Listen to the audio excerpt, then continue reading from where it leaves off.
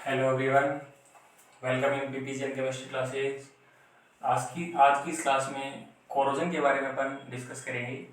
Corrosion का क्या mean है? कोई भी मेटल यदि इन्वायरमेंटल कंडीशन में एक्सपोज किया जाए, यानी इन्वायरमेंट में खुला पड़ा रहे, तो मेटल किस में कन्वर्ट हो जाता है? Into its undesirable compound, that is hydrated metal oxide.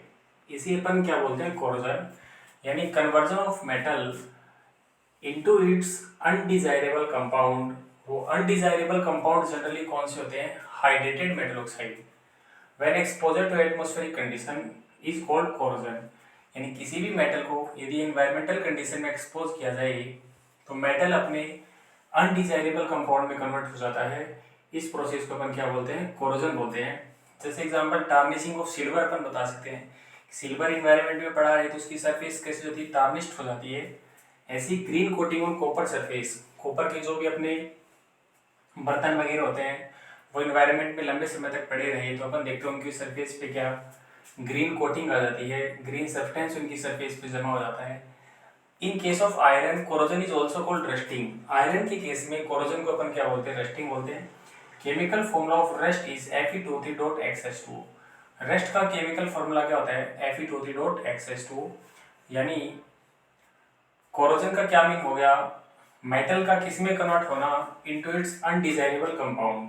कब? जब मेटल को अपन एक्सपोज करें एटमॉस्फेरिक कंडीशन में, इसे अपन कोरोजन बोलते हैं। अब आगे अपन डिस्कस करेंगे मैकेनिज्म ऑफ रस्टिंग, यानी आयरन पे रस्ट कैसे लगता है उसके बारे में अपन डिस्कस करेंगे। तो आगे देखिए, आगे अपन पढ़ते हैं मैकेनिज्म ऑफ रस्टिंग, आयरन पे रस्ट कैसे लगती है। देखिए, सपोज ये आयरन इन्वायरमेंटल कंडीशन में एक्सपोज है, यानी इन्वायरमेंट में खुला पड़ा है, एटमॉस्फेरिक कंडीशन में ओपन पड़ा हुआ है। आयरन की सरफेस पे कौन रिएक्ट करता है? Water vapour plus CO2। Environmental की जो CO2 गैस होती है वो इन्वायरमेंट में जो वाटर वेपर या वाटर ड्रॉप्स होती है उससे रिएक्ट करेगी, क्या बनाती है? Carbonic acid H2CO3। यानी अपन क्या बताते हैं?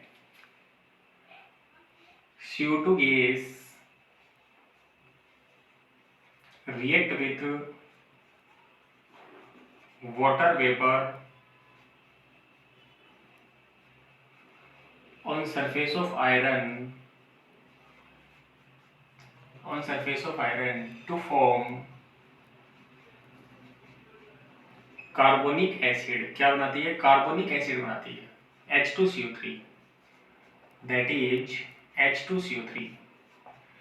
This carbonic acid behave as an electrolyte and dissociate into its ion. ये जो कार्बोनिक एसिड है ये इलेक्ट्रोलाइट की तरह बिहेव करता है और अपने आयंस में डिसोशिएट हो जाता है। यानी अपन क्या बताएंगे? दिस कार्बोनिक एसिड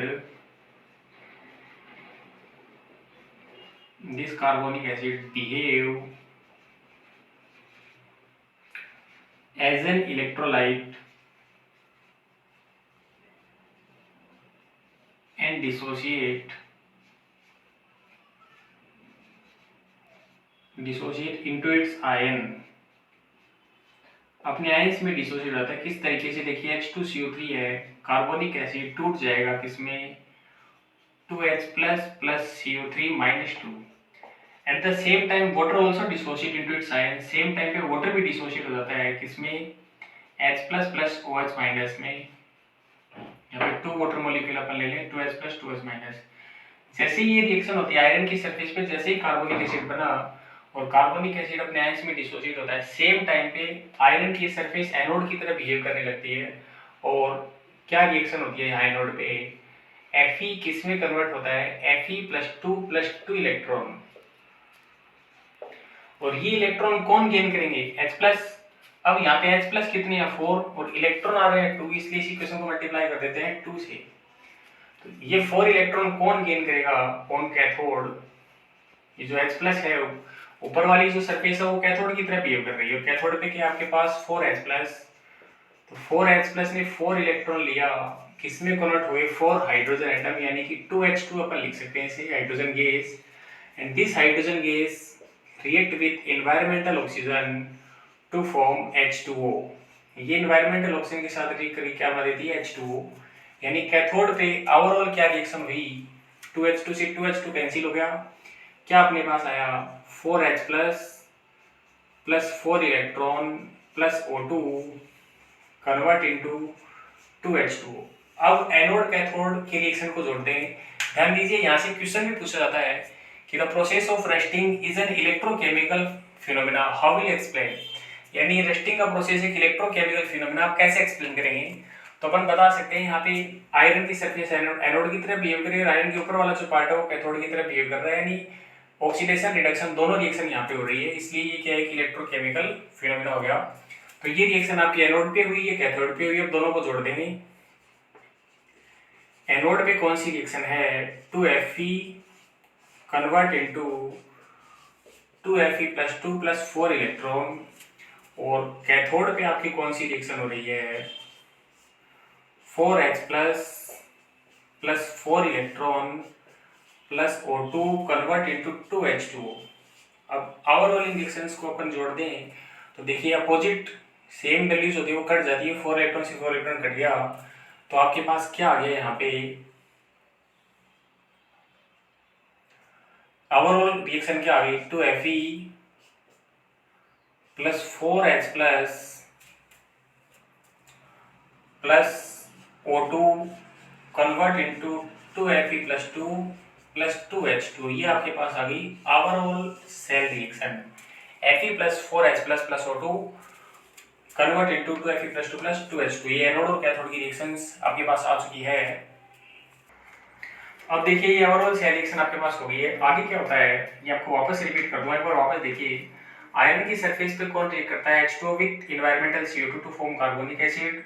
ये कार्बोनिक एसिड इलेक्ट्रोलाइट की तरह बिहेव करता है, डिसोशिएट हो जाएगा इनटू इट्स आयन, यानी 2H plus plus CO3 2। Same time पे वाटर भी डिसोशिएट हो गया 2H प्लस प्लस 2 माइनस में। जैसे ही आयरन की सरफेस पे रिएक्शन होती है, आयरन इलेक्ट्रॉन डोनेट करता है, एनोड की तरह बिहेव करने लगता है, Fe converted to Fe plus 2 electron. अब यहाँ H प्लस आपके पास 4 है, इसलिए इस इक्वेशन को आप 2 से मल्टीप्लाई कर देंगे। तो देखिए यहाँ क्या हुआ है, 4 इलेक्ट्रॉन बन रहे हैं, 4 इलेक्ट्रॉन कौन गेन करेगा कैथोड पे, 4H प्लस। 4H प्लस ने 4 इलेक्ट्रॉन गेन की, क्या बना 4H यानी कि 2H2 हाइड्रोजन गैस, और ये hydrogen gas oxidise by environmental oxygen to form H2O। अब कैथोड की रिएक्शन को आपने जोड़ दिया, 2H2 से 2H2 कैंसिल। अब एनोड कैथोड की रिएक्शंस को जोड़ने के बाद ओवरऑल क्या रिएक्शन आ गया आपके पास, 2Fe plus plus 4H plus plus O2 convert into 2Fe plus 2 plus 2H2O। आगे देखिए क्या होता है,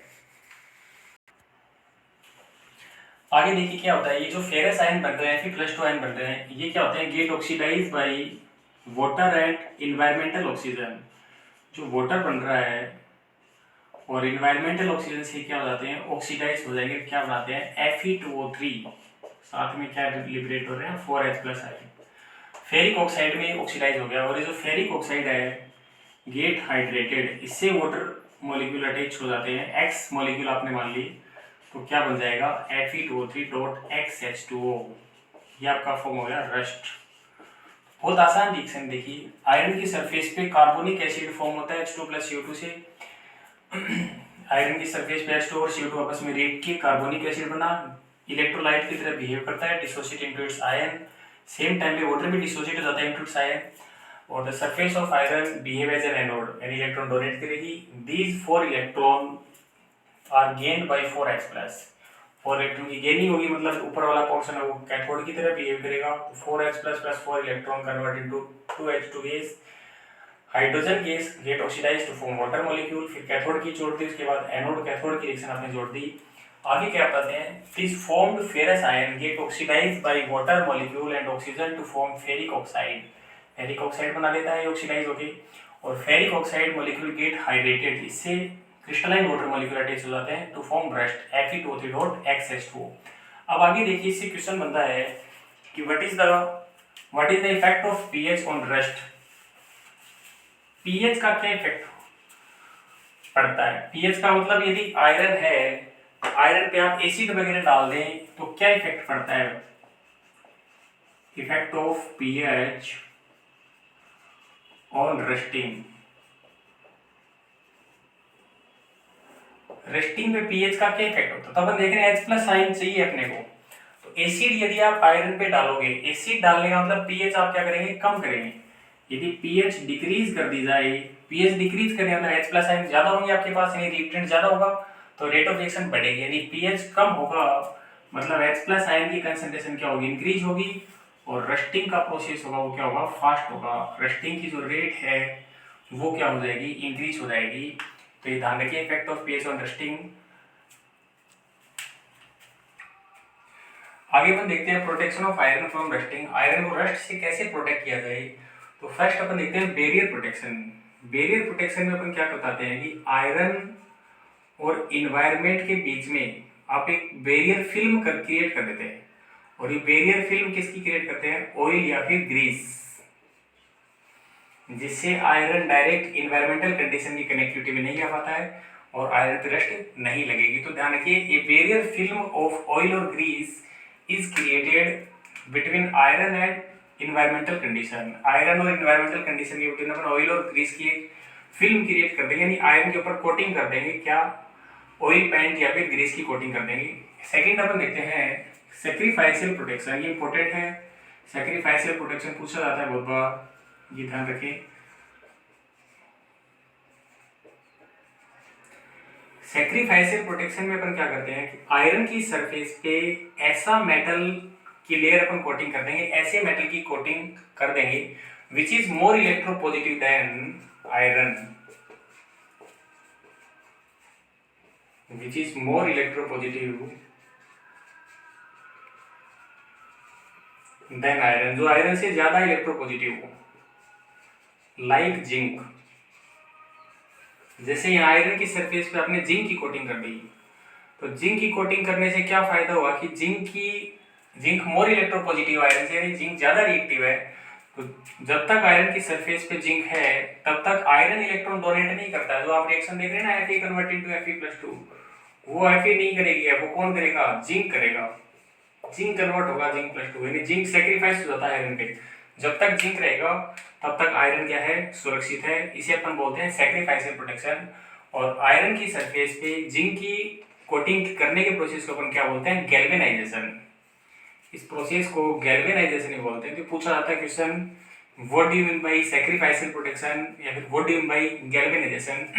तो अपन क्या बताएं, to protect iron from rusting A layer of more electropositive metal like zinc is covered। Iron की सरफेस पे मोर इलेक्ट्रोपॉजिटिव मेटल की लेयर अपन कवर करते हैं, जैसे कि जिंक। तो जिंक क्या है, मोर इलेक्ट्रोपॉजिटिव है, तो आयरन के कंपैरिजन में जिंक इलेक्ट्रॉन डोनेट करेगा जल्दी, तो जिंक सेक्रीफाइस हो जाएगा। जब तक जिंक है तब तक आयरन अपना क्या रहता है, सेफ रहता है।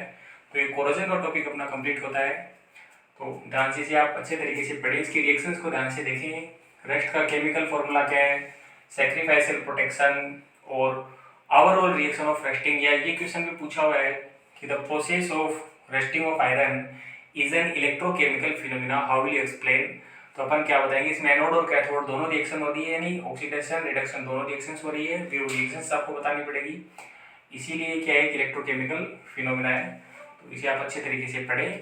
बाकी अब नेक्स्ट क्लास में सेल्स के बारे में अपन डिस्कस करेंगे, प्राइमरी सेल, सेकेंडरी सेल कौन से होते हैं, उन सब के बारे में अपन डिस्कस करेंगे। Thank you.